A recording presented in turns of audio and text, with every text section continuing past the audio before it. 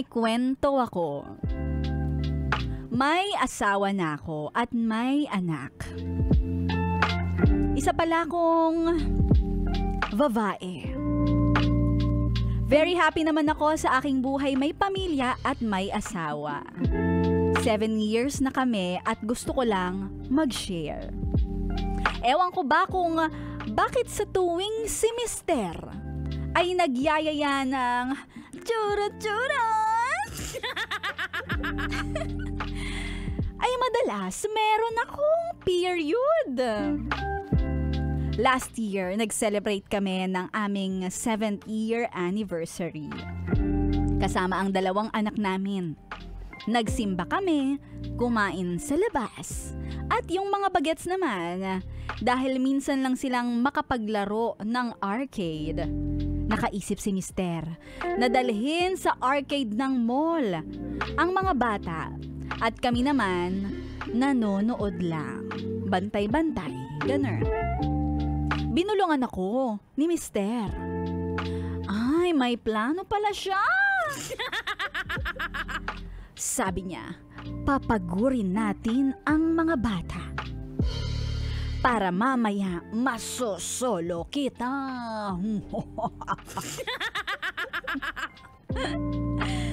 Maloko talaga kasi yung mister ko. Pero sa mga salita lang naman. Ako naman, sa totoo lang, kinilig ako. Paano yung kilig? Kasi para sa akin yun, yung mga simpleng banat ng mister ko na ganyan, nilalambing niya ako. Sweet para sa akin yung ganon. Ay, ako din. Sweet sa akin yung ganon. Ito sa comment. At gustong gusto naman niya na nakikita na tumatawa ako. Eto na nga, nakauwi na kami sa bahay. And after 1 hour, natulog na ang mga bata sa kwarto nila. Si mister ko naman, ay, ginulat ako! Hinampas ba naman ako? Sa wet po? At sinabi niya sa akin, get ready na may kasamang kiss. Sabay. And actually, ready naman na din ako. Dahil bago pa kami umalis ng bahay, ay, syempre, todo ready si ate mong girl. Yung mga buhok-buhok, kailangan tabasin.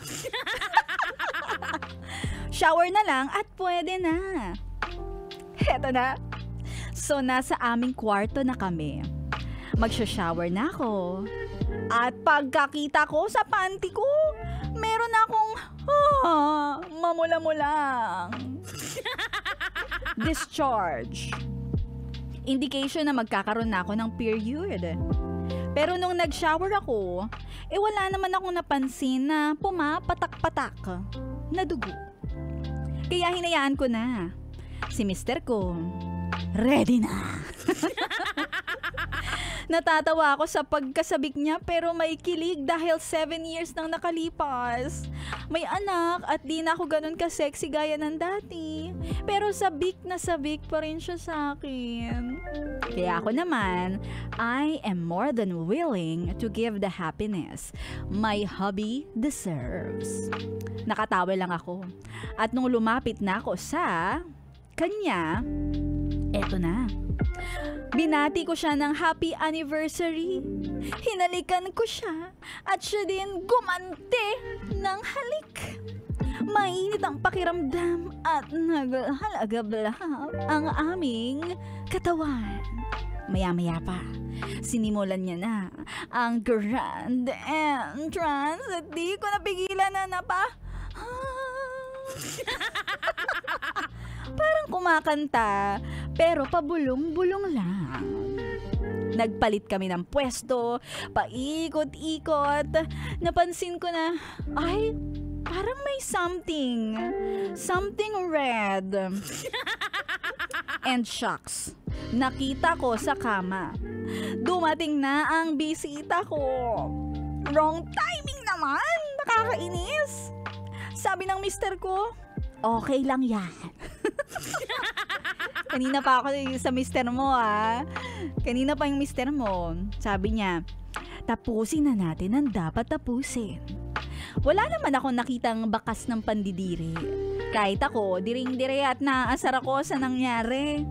Pero, ayoko naman maputol yung saya ng aking asawa. Kaya, transfer papunta sa CR. Happy naman ang ending ng aming anniversary. Nakakainis lang talaga yung period ko na parang laging kalaban. Nagka-calendar method naman ako pero laging sumasablay. Di pa din kasi ako komportable na mag-sexy time o jurot-jurot pag may period. And that's it, period.